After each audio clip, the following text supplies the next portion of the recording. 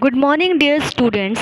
St. Joseph Convent Senior Secondary School, Ratlam, class 7th, subject Hindi, my self Anjali Jain. प्यारे बच्चों, आज का यह वीडियो है पाठ 10। पाठ का नाम है प्राकृतिक व्यायाम। बच्चों, इस पाठ में मैं आपको बता रही हूँ इस पाठ का एक्सप्लेनेशन और इसके आखिर में आएगा इसकी बुक एक्सरसाइज। तो हम इस पाठ को शुरू करते हैं। पाठ 10 प्राकृतिक व्यायाम, जो कि एक लेख है। मनुष्य को जितनी ज़रूरत हवा, पानी और अन्न की होती है उतनी व्यायाम की भी। बहुत ही सही कहा गया है बच्चों कि जितनी ज़रूरत हमें को जीने के लिए हवा की, पानी की या खाने की होती है उतनी ही व्यायाम की भी होती है। व्यायाम करना मतलब कसरत करना, ठीक है। शारीरिक मानसिक कसरत करना, इसकी ज़रूरत भी हमको बहुत ज़रूरी है। हाँ, कसरत बिना मनुष्य वर्षों तक जीवित तो रह सकता है, फिर भी यह सर्वमान्य तथ्य है कि कसरत के बिना मनुष्य निरोग नहीं रह सकता। हम बिना कसरत किए भी जीवित रह सकते हैं, लेकिन फिर भी कसरत के बिना हम निरोग नहीं रह सकते। अगर हम कसरत नहीं करते हैं तो कोई न कोई बीमारी हमें लगी रहती है। कसरत का अर्थ केवल हॉकी, टेनिस, फुटबॉल, क्रिकेट और घूमना ही नहीं है। कसरत का अर्थ है शारीरिक और मानसिक कार्य। कसरत करना मतलब सिर्फ ऐसा ही नहीं कि हम कोई खेल खेल ले और हमारी कसरत हो गई। कसरत का अर्थ होता है कि हमको शारीरिक शरीर से और मानसिक मन से दिमागी काम करने चाहिए। जैसे भोजन हाड़ और मांस के लिए ही नहीं, मन के लिए भी आवश्यक है, वैसे ही कसरत शरीर के लिए ही नहीं, मन के लिए भी होना चाहिए, ठीक है। जिस तरह से हम खाना खाते हैं तो सिर्फ शरीर के लिए नहीं खाते ताकि हमारा हाड़ मांस, हमारी हड्डियाँ, हमारा मांस मजबूत रहे। हम अपने मन के लिए भी खाते हैं, हमारी इच्छा होती है खाना खाने की, भोजन करने की। तो वैसे ही कसरत सिर्फ शरीर के लिए भी नहीं होना चाहिए, मन से होना चाहिए। शारीरिक कसरत न करने से शरीर रोगी रहता है और मन की कसरत न होने से वह शिथिल रहता है, ठीक है। अगर हम शरीर की कसरत नहीं करते हैं तो शरीर हमारा रोगी हो जाता है, और अगर हमारे मन की कसरत न हो तो मन शिथिल हो जाता है, मतलब कि बेचैन रहता है। मूर्खता को एक तरह का रोग समझना चाहिए। अगर कोई मूर्ख है तो ये एक तरह की बीमारी है। कोई बड़ा पहलवान कुश्ती जीतने में तो बड़ा प्रवीण हो, किंतु मन उसका गवारों सा हो तो उसके लिए निरोग शब्द का प्रयोग करना भूल है, ठीक है। अगर कोई कुश्ती करता है, पहलवानी करता है, ठीक है, तो वो पहलवानी में तो बहुत अच्छा है, लेकिन अगर उसका मन गवारों जैसा है, मूर्खों जैसा है, तो हम उसके लिए निरोग शब्द का प्रयोग करना उसके लिए हमारे लिए भूल है। अंग्रेजी कहावत है, निरोगी वही मनुष्य है जिसके निरोग शरीर में निरोग मन का वास है। इंग्लिश में एक कहावत बताई गई है कि जिसका अर्थ है कि निरोगी वह मनुष्य होता है जिसका शरीर तो निरोग हो ही सही, साथ ही साथ मन भी निरोग हो, ठीक है। आगे बढ़ते हैं। ऐसी कसरतें कौन सी है? अब ऐसी कसरतें कौन कौन सी है? तो वो हैं, प्रकृति ने तो हमारे लिए ऐसा सुंदर प्रबंध किया है कि तुम सदा कसरत करते रह सकते हो। कसरत करने के लिए हमें ज़रूरी नहीं है कि हम कहीं जिम वगैरह जाएं। प्रकृति ने भी हमारे लिए ऐसी कई सारे प्रबंध किए हैं। शांतिपूर्वक विचार करने से मालूम होगा कि दुनिया का बहुत बड़ा भाग खेती पर ही निर्भर करता है। हम अगर शांति से सोचें तो हमको मालूम होगा कि दुनिया का बहुत बड़ा भाग खेती पर निर्भर है। खेती बहुत से लोग करते हैं। किसान के परिवार को खूब कसरत करनी पड़ती है। रोज़ 8-10 घंटे अथवा इससे भी अधिक कार्य करने पर इन्हें खाने पहनने भर का मिलता है। हम देखते हैं ना, किसान बहुत मेहनत करता है, गर्मी सर्दी बरसात किसी की भी परवाह नहीं करता है, तब कहीं जाके उसको खाने भर को रोटी मिलती है, पहनने को कपड़ा मिलता है। इन्हें मन के लिए अलग से कसरत नहीं करनी पड़ती और इन्हें मानसिक कसरत करने की बिल्कुल ज़रूरत नहीं पड़ती। मूढ़ किसान कोई काम ही नहीं कर सकता। उसे मिट्टी की पहचान, ऋतु परिवर्तन का ज्ञान, चतुराई के साथ जोतना और साधारणतः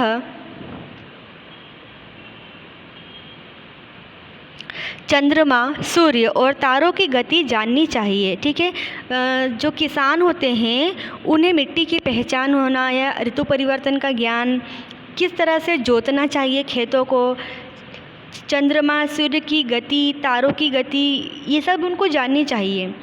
शहर का बड़ा भारी बुद्धिमान भी किसान के यहाँ जाकर निर्बुद्धि सिद्ध होगा।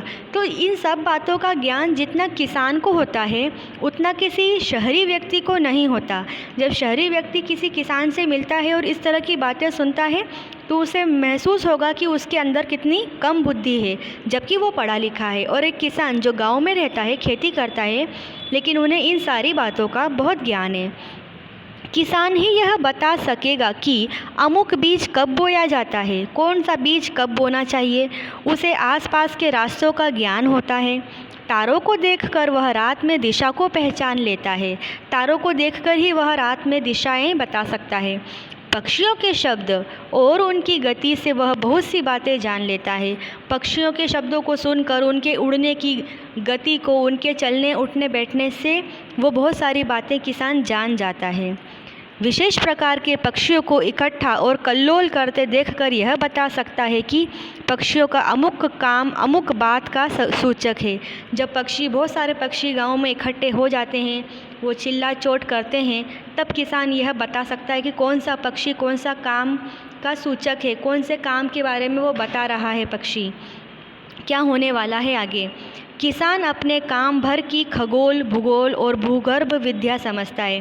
किसान अपने काम भर की मतलब अपने काम की, अपने आसपास की, प्रकृति की, भूगोल की या ज़मीन की, आसमान की सारी बातों को खुद ही समझ जाता है। उसे अपने बाल बच्चों का पालन पोषण करना पड़ता है।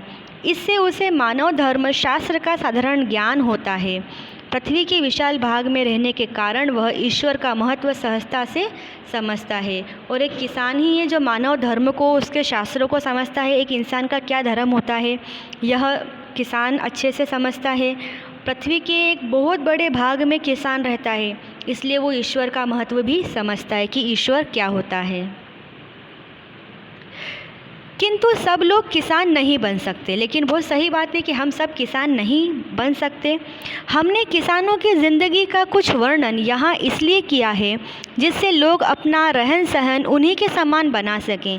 तो इस पाठ में किसानों के बारे में इसलिए बताया गया है ताकि हम थोड़ा बहुत किसानों की तरह रह सकें, उनका अपना रहन सहन वैसा बना सकें। हमारा रहन सहन किसान के रहन सहन के से जितना ही भिन्न होगा, हम उतना ही अधिक रोगी भी होंगे। हम किसानों से जितने अलग तरह से रहेंगे, हम उतने ही रोगी रहेंगे, हम बीमार रहेंगे। और अगर हमने थोड़ा बहुत भी किसानों के जैसे रहना शुरू कर दिया कि जल्दी उठना, मेहनत करना, दौड़ धूप करना, तो हम निरोग रहेंगे।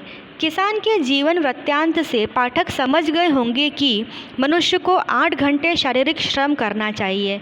हमने जो भी किसानों की बातें समझी है, पढ़ी हैं, उनसे हम यह जान गए होंगे आप लोग कि हमको 8 घंटे शारीरिक श्रम तो करना ही चाहिए। और वह ऐसा इसलिए कि जिसमें मानसिक शक्तियों को भी काम करने का अवसर मिल सके। सिर्फ शरीर से ही नहीं, बल्कि हमें अपनी मानसिक शक्तियों का भी इस्तेमाल करना चाहिए, दिमागी कसरत भी करनी चाहिए। इसमें संदेह नहीं कि व्यापारी आदि को कुछ मानसिक व्यायाम करने का अवसर मिलता है। जो व्यापारी होते हैं वो दिमागी कसरत कर सकते हैं, परंतु वह कसरत एकांगी होती है, लेकिन वो कसरत एक तरह की ही होती है, एक तरफा होती है। ये लोग किसान के समान खगोल, भूगोल तथा इतिहास का ज्ञान नहीं रखते। जो व्यापारी होते हैं वो, उनको हर तरह का ज्ञान नहीं होता, खगोल, भूगोल का, इतिहास का, ये सारा ज्ञान नहीं होता। इन्हें हाव भाव ताव की खबर रहती है। तो जो व्यापारी को तो सिर्फ बाज़ार में किस चीज़ का भाव क्या है क्या नहीं है इसकी जानकारी रहती है। माल की खपत करना वो खूब जानते हैं, परंतु इस काम में मानसिक शक्ति का पूरा जोर नहीं पड़ता और न धंधे में शारीरिक को ही अधिक मेहनत करनी पड़ती है। हम देखते हैं ना कि व्यापारी दिन भर अपनी दुकान पर बैठा रहता है, उसे सभी चीज़ों का भाव तो मालूम होता है। मानसिक श्रम वो थोड़ा बहुत कर लेता है, लेकिन शारीरिक श्रम यहाँ पे कुछ नहीं होता। ऐसे मनुष्य के लिए पाश्चात्य विद्वानों ने क्रिकेट इत्यादि खेल लाभदायक बताए हैं। अब ऐसे मनुष्यों के लिए ज़रूरी है कि वो समय निकालकर क्रिकेट वगैरह जैसे खेल खेले ताकि उसका शारीरिक श्रम, शारीरिक मेहनत उससे हो सके। उनकी राय है कि वार्षिक उत्सवों पर भिन्न भिन्न खेल खेलने चाहिए। वार्षिक उत्सव जब होते हैं तब भिन्न भिन्न अलग अलग खेल खेलने चाहिए। मानसिक श्रम के लिए ऐसी पुस्तकें पढ़नी चाहिए जिनमें अधिक सोचने विचारने की आवश्यकता न पड़े, और अपने मानसिक श्रम के लिए मतलब दिमागी कसरत के लिए कुछ पुस्तकें पढ़नी चाहिए। यह एक और की बात हुई। अब इसकी जांच होनी चाहिए। इसमें संदेह नहीं कि ऐसे खेलों से शरीर की कसरत हो जाती है, पर ऐसी कसरतों से मनुष्य का मन नहीं सुधरता। इसके अनेक उदाहरण हैं। क्रिकेट अथवा फुटबॉल के अच्छे खिलाड़ियों की संख्या देखी जाए तो उनमें कितने अच्छी मानसिक शक्ति वाले मिलेंगे। हिंदुस्तान के जो राजा महाराजा अच्छे खिलाड़ी रहे हैं उनकी मानसिक शक्ति के संबंध में हमें क्या प्रमाण मिले। इसके विपरीत जो अच्छी मानसिक शक्ति वाले हैं उनमें कितने खिलाड़ी हैं। मेरी समझ में मानसिक शक्ति वाले खेलों में बहुत ही कम खेलने वाले दिखाई पड़ेंगे।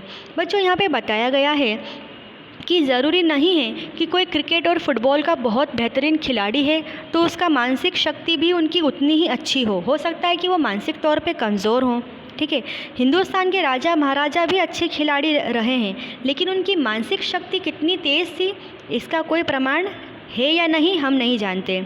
या फिर जो अच्छी मानसिक शक्ति वाले हैं क्या वो अच्छे खिलाड़ी हैं ये भी हम नहीं जानते। इसके बारे में कोई सुराग नहीं है।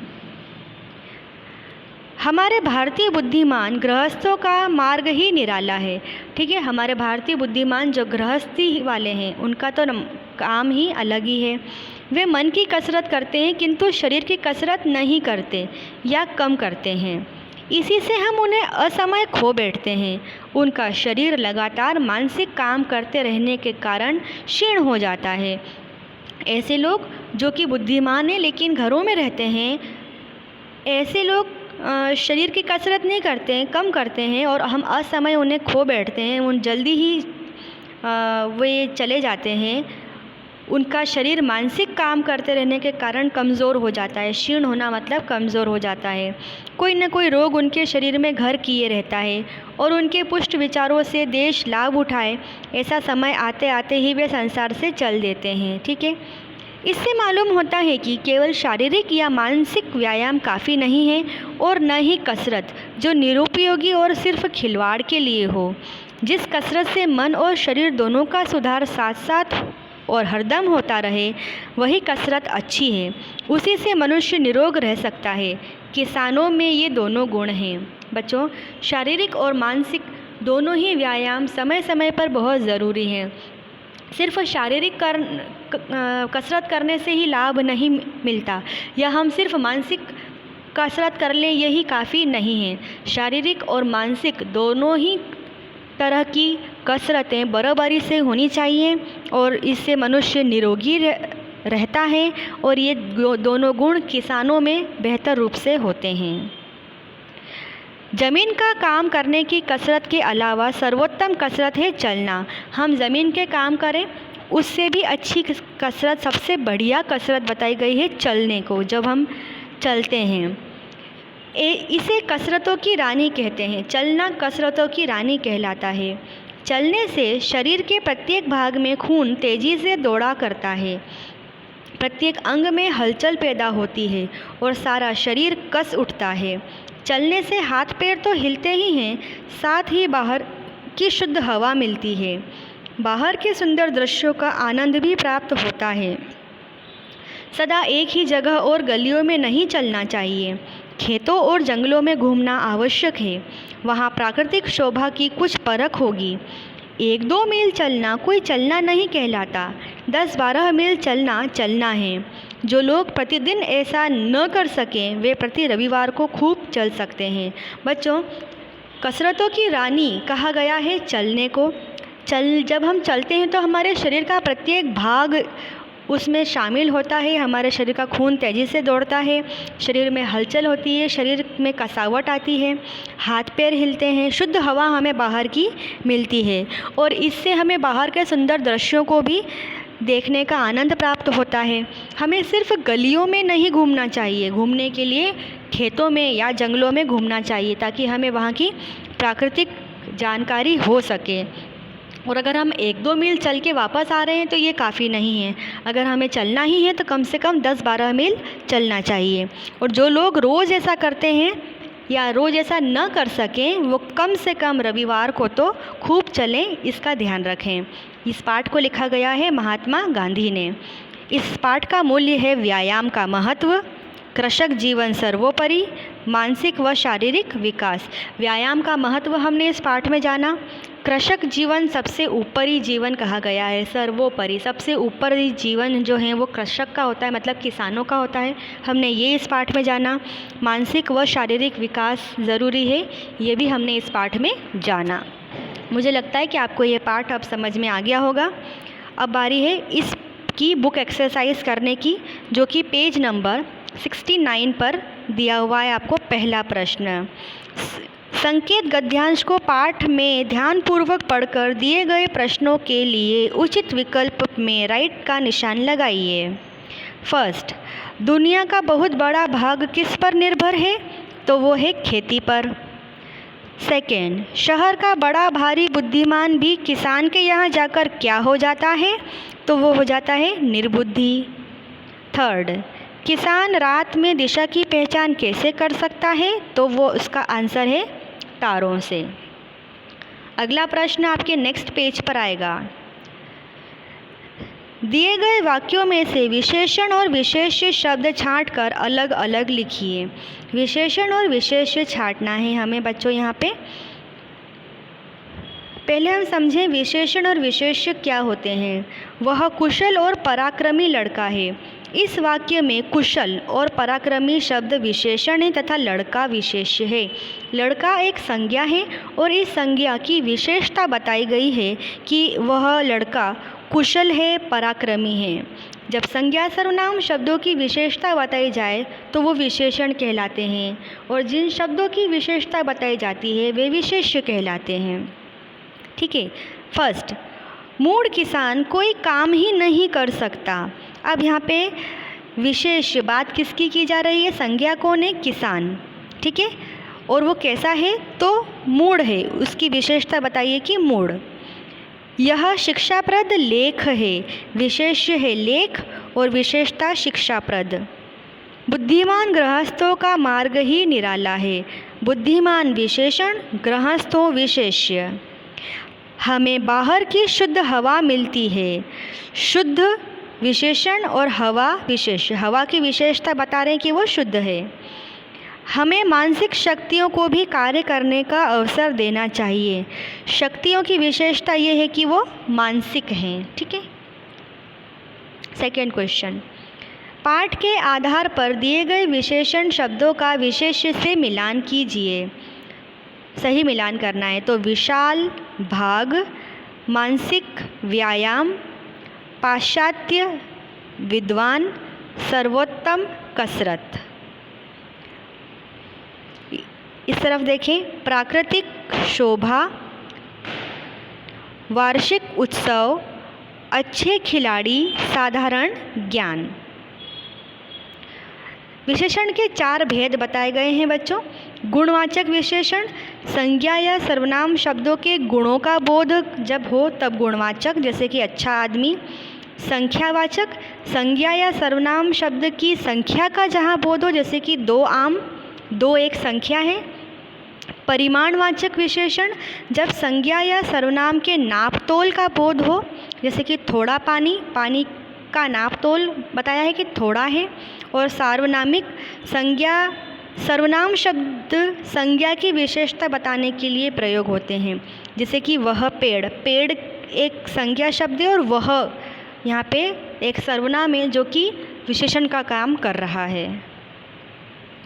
पहला प्रश्न, दिए गए वाक्यों में विशेषण शब्दों को रेखांकित करके उसके उचित भेद में राइट का निशान लगाना है। किसान के परिवार को खूब कसरत करनी पड़ती है। यहाँ पे हमने खूब को अंडरलाइन किया और बता दिया कि ये परिमाणवाचक है। कई खिलाड़ी हैं जो व्यायाम को सर्वोपरि मानते हैं। कई पे अंडरलाइन और संख्यावाचक पे यहाँ पे आ जाएगा टिक। निरोग शरीर में निरोग मन वास करता है। दोनों ही निरोग निरोग ये शब्द हैं जो कि गुणवाचक विशेषण हुए। हमें शारीरिक व्यायाम भी करना चाहिए, तो शारीरिक के नीचे अंडरलाइन और ये है गुणवाचक। मैंने 2 किलो चीनी खरीदी। 2 किलो के नीचे अंडरलाइन और ये है परिमाणवाचक विशेषण। यह व्यायाम आसान है। यह के नीचे अंडरलाइन और विशेषण है सार्वनामिक विशेषण। बच्चों, इस वीडियो से आपको इस पाठ के बारे में अच्छे से समझ में आ गया होगा और उसकी बुक एक्सरसाइज भी आप पेंसिल से अपनी बुक में फिल कर लीजिएगा। Thank you.